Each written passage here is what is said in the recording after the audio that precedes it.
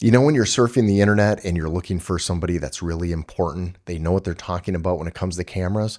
Well, the best way to spot someone is by looking for somebody that in the background, they have a camera, they have a lens, they have some spare batteries in the background, because then you know that that person knows what they're talking about when it comes to cameras. And so today, I'm going to be talking about some important things about the Canon R5 II and Clog2 versus Clog3. And you need to listen because I'm clearly important.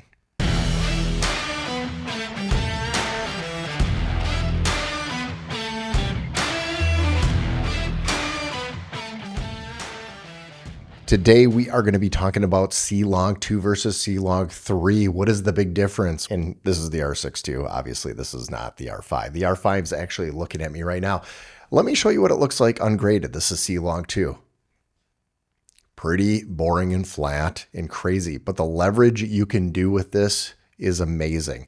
And I'm still learning it, but I really wanted to know what Clog3 versus 2 looks like in comparison. And boy, there's a lot more contrast when it comes to Clog3, which means there's less you can do in post. So we are going to move over by my window right there where it's backlit. I'm not going to have any lighting in front of me. And we are going to look at what you can do with the shadows and recovery. And then we are going to go on the front porch. And by the way, my microphone on the front porch was not working, but I'm going to show you what that recovery can look like as well. I did take some screenshots, some video shots of what you can see with the waveform. So you're going to see a big difference with waveform with Clog2 versus 3. So let's move over here and check it out. So we're in Clog3. Backlit, obviously, by the windows back here. This is not ideal. You would want some kind of light source right here, maybe another one right here. Nice hair light, even though I don't have hair. This is what that looks like. There should be a lot of shadow. Again, with Clog3, the dynamic range is not going to be very good. From my understanding, it's probably closer to 12 stops, where you're getting 16 stops with Clog2. So, are we retaining all of that data?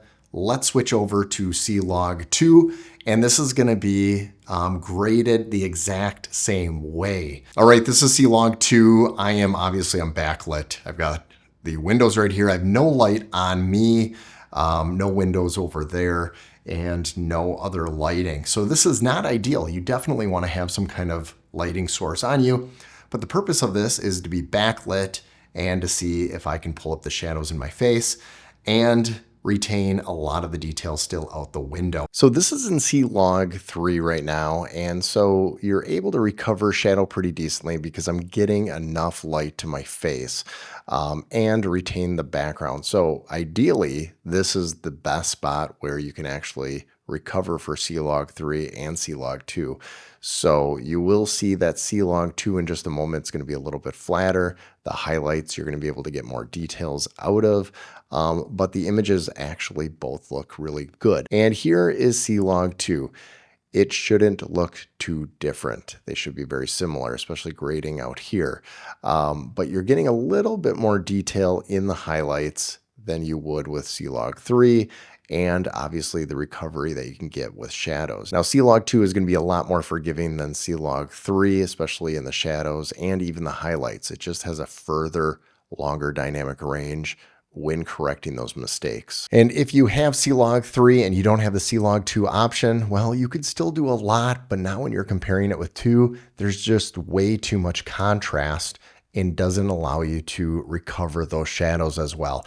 That's where the shock was in. Now, it does amazing things with the highlights and recovery, and it's so flat, but I didn't realize how much detail is in the shadows that you can recover with 2 over 3. And maybe I'll do a video down the line with Clog2 versus RAW and see if that's a big difference. Now, from my experience in this last few days of doing those things, I have found it easier to use Clog2 than it is RAW, but you know what?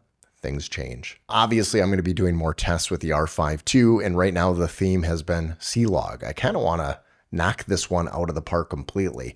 Talk about every little aspects of Clog because this is the first non-cinema camera to get Clog2, which is game changing. I love that word, game changing. And if you want more tests done, you want to see more things done with this R5 II, well then don't forget to hit the like, subscribe, the little notification bell that just says, hey, Jared just shot out a video for you. And he's clearly important. Don't forget to check out these videos over here and leave a comment below on what you would like me to test out. Can't guarantee I will get to it, but looks like I'll be doing tests for a long time now.